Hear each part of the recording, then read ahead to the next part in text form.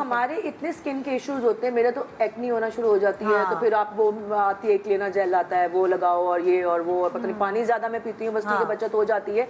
लेकिन मेरी नानी का भी यही हाल था, मतलब रात को सोने से पहले कोकोनट ऑयल फेस पे लगाती थी, जैसे हम नाइट क्रीम ही लगाते हैं, तुम्हारी वो कोकोनट ऑयल लगाती थी। और मेरी नानी की स्किन जो चमकती थी, सुबह उठ के वो बेसन से मूव होती थी। और जब वो मुंह धो के बाहर कुछ लगाती नहीं थी उसके बाद फेस पे कोई मॉइस्चराइजर, कोई जैसे हम लगाते हैं मॉइस्चराइजर मुंह धोने के बाद, उनको जरूरत नहीं होती थी शायद उस कोकोनट ऑयल की वजह से, जो पूरी रात उनकी स्किन पर लगा रहता था, की वजह से ज़ाहिर है वो ऐसा नहीं है कि ये लोग नाक और ये चीज जो हम अब वो उससे करते हैं शाइनर का शिमर से करते हैं, उनकी वैसे ही चमक रही होती थी माशाल्लाह। वैसे नानी दादी लोग ब्यूटी कॉन्शियस थे, ऐसा नहीं है कि वो लोग नहीं ख्याल रखते थे। मुझे याद है कि मेरी नानी तो वो सिकाकाई, रीठा, आंवला एग्जैक्टली पाउडर बना के, मैंने भी बनाया, उसको पका के पकाती थी, वो शैम्पू तैयार करती थी। और मुझे याद है वो ऐसे लंबे बाल उनके होते थे, काले होते थे, इतने लंबे, मेरे इतने लंबे बाल थे और मेरा लगाती यही था। थी उसके बजाय मीठे और उसको पका के तो उससे बाल धोना,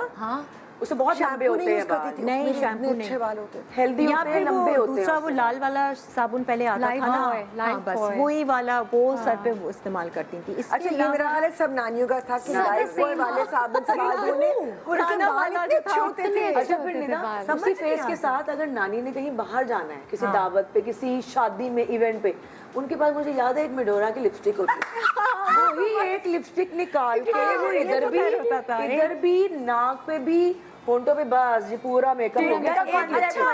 और वो लोग पता है क्या, वो लोग ड्रेसिंग टेबल नहीं यूज करते थे, उनका एक शीशा होता था ना, वो ऐसे शीशे छोटा शीशा उसी में सारा कुछ मेकअप हो रहा है उनका। सुरमा लगा लिया, सुरमा जरूर लगाना है, जैसे मेरी अम्मी सुरमा जरूर लगा के सोती थी, जरूर लगा। मेरी नानी की मुझे याद है चांदी की सुरमेदानी होती थी, मुझे फैसिनेट करती, तमाम नानियों की होगी मुझे लगता है। यूं लगाना है रात को, और बस और कुछ। और नानी लोग ना अपना सामान ना वो लोहे वाली अलमारी में रखते थे, वो लोहे वाली सबके घर में लोहे वाली अलमारी चाबी लॉक रहती थी, और जब वो खुलती थी एक तो खुशबू आती थी और पीछे से यूं खड़े होकर चक्कर क्या है ये बात, लोहे की अलमारी की बात मुझे समझ नहीं, शायद पहले यही सबकी है, सबके घर में, सबके घर में एक तरह से लॉकर का आप समझने नेमल बदल था ना वो।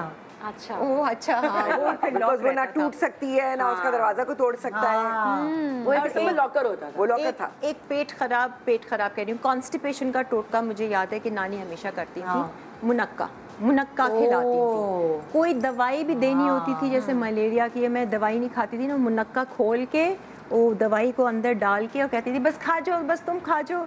तो वो मुझे कॉन्स्टिपेशन का शुरू से ऐसे कुछ भूनना या कुछ नहीं, बस उसके अंदर कह रही है दवाई छुपा के दे देती थी। अगर कोई दवाई कॉन्स्टिपेशन के लिए वैसे कॉन्स्टिपेशन के लिए तो सिर्फ मुनक्का होता था कि बस मुनक्का को पका के भी पिलाते, वो भी अच्छा नहीं, वो तो कहती थी बस ये खा लो तुम, वो खैर सही हो जाता था। बचपन में चबा लिया और खा लिया। हाँ, मुनक्का मुझे पसंद था, वो किशमिश की तरह मीठा सा ना, तो कभी तो जब पसंद था तो कहती थी इसको दवाई भी मैं इसी के अंदर डालकर दे दूंगी, कभी कोई देनी होती थी ना। Send money anytime, anywhere in the world through most convenient SpeedRemit mobile application.